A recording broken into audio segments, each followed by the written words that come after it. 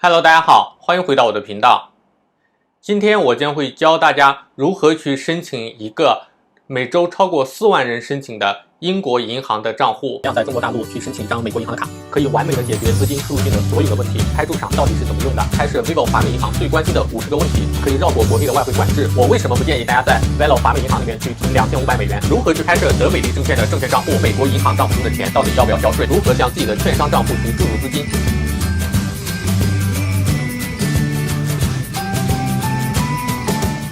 ？21世纪的话是一个互联网的世纪，互联网的话在各个方面去颠覆着我们的生活方式，从最基础的衣食住行开始，到近年来互联网企业的话已经逐步的去进军传统的金融行业。金融是一个国家发展的一个根基，所以说各个国家都会对自己国家的金融体系有着非常严格的监管，要想获得一张金融牌照是非常的不容易的。今天我向大家介绍的这家英国的数字化银行 Monzo， 它就是获得了英国金融监管局 FCA 的一个牌照，可以在网上经营银行的业务。之前我向大家介绍了如何去开设 Velo 美国华美银行。这家银行的话，虽然说远在美国，但是它也是一家实体的银行，它是有自己的网点，在中国是有自己的办事处的。随后的话，我又做了关于开设拍驻场的账户、全球付的账户，还有香港的 NIT Hong Kong 的一个账户。这些账户的话，它们其实都是一些金融机构提供的账户，并不是真正意义上的银行，它们只是提供了一种支付手段，并没有像支票账户、像储蓄这样一些基本的银行的功能。但是 Monzo 却提供了一个全功能的一个银行的账户。注册这个英国的银行账户很简单，只需要3步。第一步，在网上获取一个英国的转运地址。第二步，通过手机 APP 来申请 Monzo 的银行账户。第三步，将 Monzo 寄送给你的借记卡转运到国内。下面我将会教大家如何在网上足不出户，一步一步的申请这张银行账户，而且如何把这张英国的银行卡去寄到你的家中。整体从你申请到拿到这张卡的一个整体流程，如果顺利的话，在1个礼拜就可以完成。下面我就带大家去一步一步的操作。如果说你想顺利的申请成功，请一定要看到影片的最后。我的这个频道主要是讲个人境外账户的办理、资金的流转以及个人理财的一些方法。如果说大家对以上这些内容有兴趣的话，欢迎点击下面的订阅按钮关注我，并且点开旁边的小铃铛，这样的话就能第一时间收到我视频内容更新的通知了。另外，我的个人网站也正式上线了，因为我主要做的是个人境外卡办理的一些视频，它现在可能是这种办理方法，过了一段时间可能它的方法会有变更。但是的话 YouTube 的话，它的视频上传了之后是没有办法及时的去进行修改的，这样的话我就没有办法把一些变更的信息及时的传达给大家所以说我就开设了自己的个人网站，我会及时的把一些方法流程的变更去更新到我的网站里。如果说你不想错过我的任何更新的话，欢迎点击屏幕下方的链接进入我的个人网站。那我们现在正式开始吧。好的，我们现在通过维基百科去简单的了解一下 Monzo。Monzo 的话是一个总部设在英国的一个银行，在线的一个银行。它最初的话是使用那个预付借记卡来进行运营的，就像之前我给大家介绍的 NIT 一样的，它也是一个预付的借记卡。但是在2017年的4月取消了在英国银行业的一个牌照的限制，使其能够提供一个活期的账户，也就是我们通常所用的一个支票账户。所以它是最早的一个在英国的一个数字化的一个银行，它是一家真正的银行。到2019年9月的话，它是有300万的一个客户。好的，我们现在到它的官网去。它的官网的话是全英文的，大家可以简单把它翻译成中文吧。好，我们简单了解一下它目前正在推行的几项业务。首先第一个的话是它的一个账户，它一共是有4种账户。第一种的话就是经常账户，也就是说我们用的一个支票账户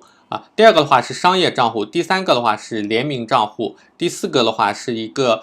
其实就相当于那个一个子账户了，就是帮一些16到17岁的一些小孩子开的一个账户。第二个的话是储蓄，也就是说它会有一个活期储蓄的一个功能的。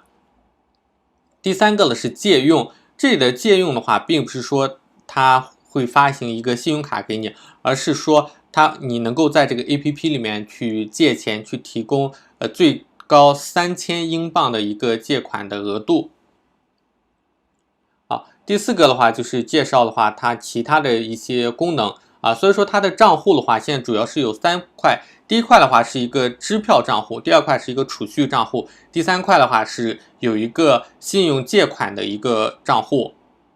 下面我们简单去浏览一下它的其他一些功能吧。首先第一个的话就是讲它每周是有4万人去开设它的一个账户的。开设的时间的话是通过 APP 只要不到10分钟的时间就可以开设成功了。我自己实测的话也是这样的话，不需要10分钟的时间就可以了。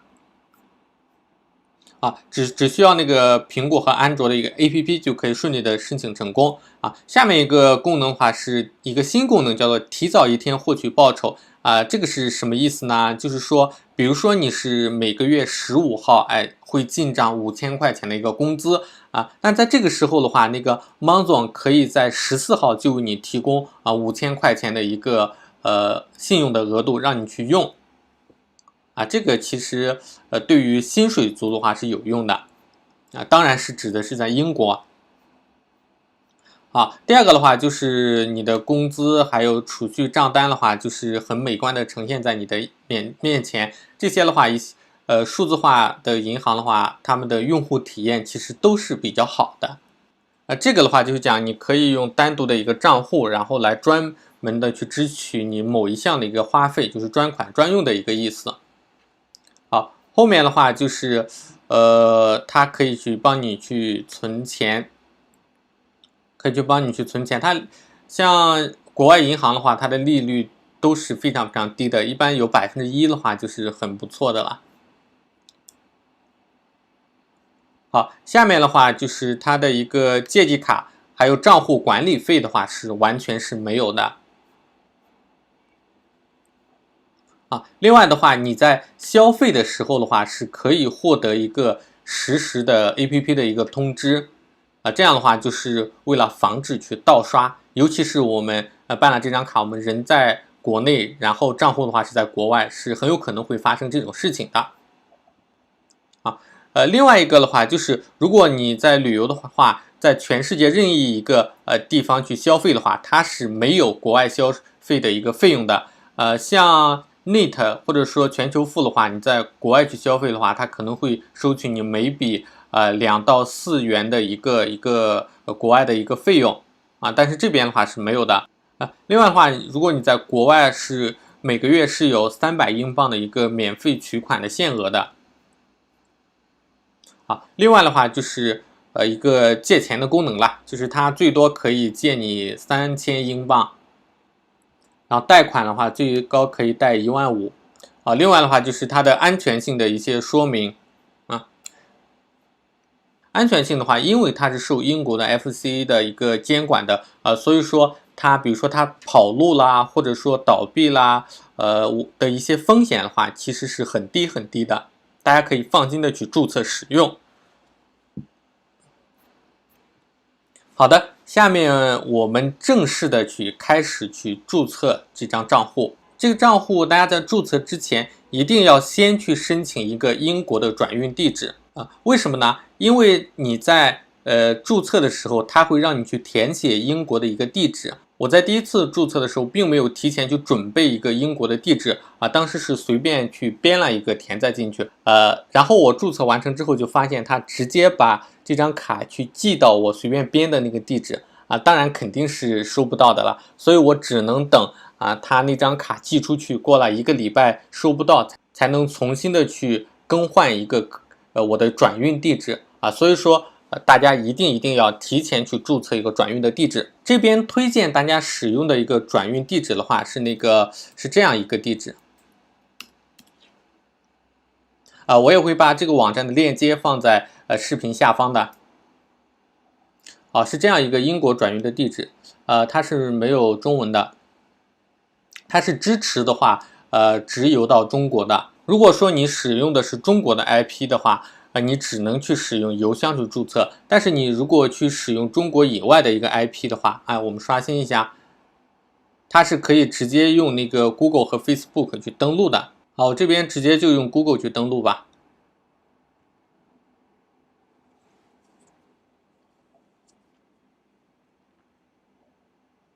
好，登录完成之后的话，这个是后台操作的一个界面啊。然后在这个上方的话，在这个上方右上角的话，它直接会提供你一个英国的一个收货的地址啊。然后我们再看右边，它是提供一个英国免税，然后一个德国，一个日本，还有一个土耳其，它是提供这样几个地方的地址。我们每个点进去的话，都是可以看到它的一个地址的。后面的话是，然后我们在那个然后我们在这个地方，我的地址这里就是可以看到，这个是我英国的地址，这个是我英国免税的一个地址，这个是德国的地址，然后这个是日本的这个是土耳其的一个地址然后在用户资料这里的话，你可以去设置，这个地方是去设置国内的一个邮寄的地址。大家一定要记得，在设置国内邮寄地址的时候，这个邮编邮编一定要去设置正确。我就是因为这个邮编没有设置正确，导致我今天还没有拿到Amazon 的这张卡。昨天给我打，因为那个他寄的时候是用那个 DHL 去寄的，因为昨天的话 DHL 给我打电话说我这个邮编是错误的，然后没有办法去顺利的投递成功那大家在国内去购物的时候，其实邮编的话就是无所谓的，因为快递公司它基本上也不看这个东西，它只看你的地址但是的话，国外的话它是要凭这个邮编来给你那个派送的我的这个因为就是填错了，填成金华的一个邮编，所以说他把这个包裹直接去寄到金华了。到了金华之后，发现没有这个地方然后那个工作人员就给我打电话，给我确认我这个东西到底是寄到哪里的如果说不是我填错的话，我在昨天就应该收到这个 Amazon 的卡了。但是的话，因为错了，他要重新转运过来，应该要到明天或者后天才能够收到。所以说邮编的话，大家一定要注意去写正确好的，然后你在这里去获取到你好，然后你在这里去获取到你英国的一个地址在注册那个 Amazon 的时候把它填进去就可以了有两个，一个是免税，一个是不免税，这个的话全部都无所谓，因为它寄卡的话本身是不要钱的这个地址的话大家那个先放在这里好，然后我们的话就正式的通过手机的 APP 去注册这个 Amazon 的一个账户好的，我们现在打开 Amazon 的 APP， 选择新建账户，这边的话输下自己的电子邮箱，它的电子邮箱会发一个链接给你，然后你点这个链接登进去去登录但是的话有时候这个会收不到的，如果收不到的话，你再重新去换一个邮箱就可以了。我这边申请的时候换了3个邮箱才收到它这个链接到邮箱里面直接去点击这个登录，然后跳转回来就可以了。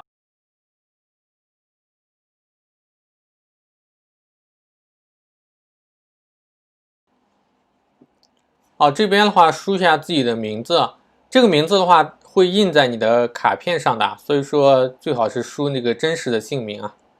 我这边随便输下，然后日期生日的话也输下，它的格式是月日年。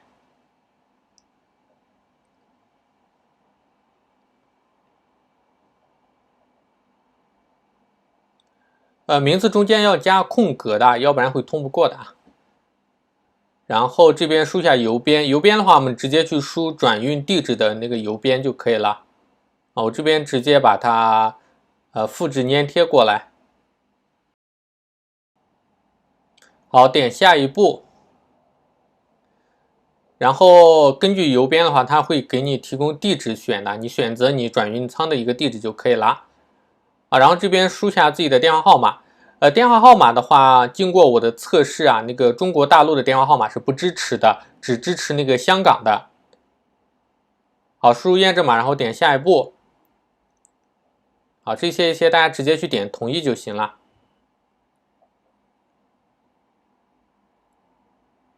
好，这些的话全部点同意。好的，这边的话是问你现在工作的一个状况。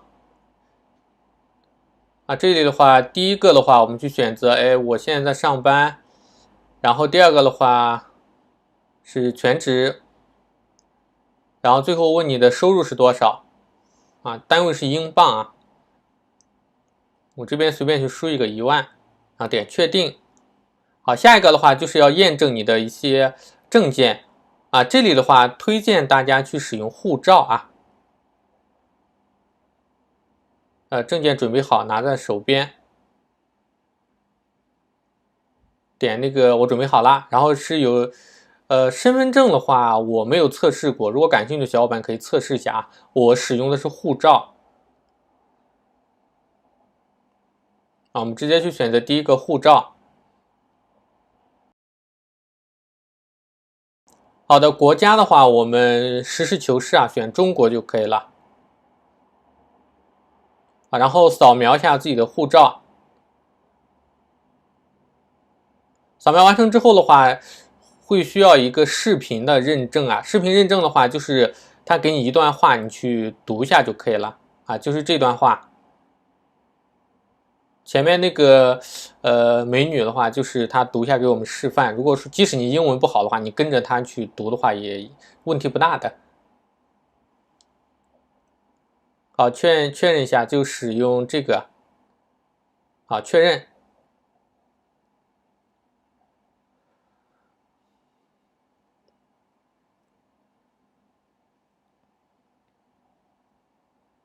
好，然后选择这里的话要选择我不是美国的公民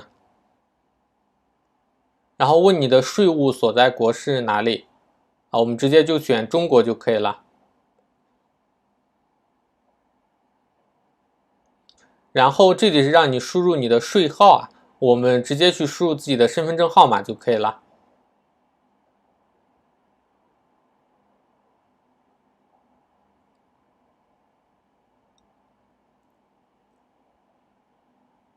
好，这里的话它会给你一个协议我们直接去点那个确定就可以了。好，后面再给你确认一下你的名字，因为这个名字会印在你的卡片上的，确认一下名字对不对。好，然后再确认一下地址对不对。没有问题的话就确认，然后的话就会出现这样一个界面，它就会把卡片去发送到你的一个现在的一个地址上。你在注册成功了你 Amazon 的账户之后，它最迟的话会在1个礼拜左右的时间把这个卡去寄到你这个英国的地址。收到了之后的话，你会在这个地方，在包裹这个地方去看到你这里会有一个邮件的。然后这个地方的话，它会让你去完善你这个包裹的一个信息大家去完善你包裹的一个信息。我这边默认的话，它是填的是一个预付费卡，建议最好大家把这个东西给改一下。像我自己的话，就是把它改成那个书签了，因为预付费卡的话，这个属于那个银行卡，可能在海关清关的时候可能会被卡所以说大家那个就把它随便改一下就可以了。然后它的一个价值的话，也随便去写一个，像我自己写的10英镑，其实无所谓了。好，然后这个描述填完了之后的话，大家直接去点击那个点击下面的这个发送就可以了。发送的时候的话，它一共会有那个3个选项的。第一个的话，是那个陆运第一个的话，它虽然花费是只要9.8英镑但是它是那个不能够去追踪的，它的丢件的概率的话也是非常非常的大的，所以说不建议大家去选这个第二个的话是那个 DHL，花费的是32.5元，这个是最推荐的因为的话它的时效吧是6个工作日如果说我地址没有写错的话我是11号寄出的，我应该是在13号我就能够收到这个信了所以说大家去选择那个 DHL 的话，32.5英镑是完全是可以的。好的，然后的话你付款的话，就是只能使用去信用卡去付款的，或者说预付费卡也是可以付款成功的。付款成功了之后的话，这边的状态就会显示一个正在运输中的一个状态。然后的话你就在家里等着去收 Amazon 的借记卡就可以了。好的，因为我现在的卡片的话还没有收到手应该是在明天或者后天的话就可以顺利的收到。到时候我会给大家去做一次开箱，然后如何去充值，如何去使用，以及它在使用过程中的费率是什么样的。到时候我会第一时间去做成视频去分享给大家，希望到时候大家前来支持。好了，以上就是本期视频的全部内容。如果说你感觉到我的视频对你有帮助的话，欢迎点击下面的订阅按钮订阅我，并且点击旁边的小铃铛，这样的话就能第一时间收到我视频内容更新的通知啦。那我们下期再见，拜拜。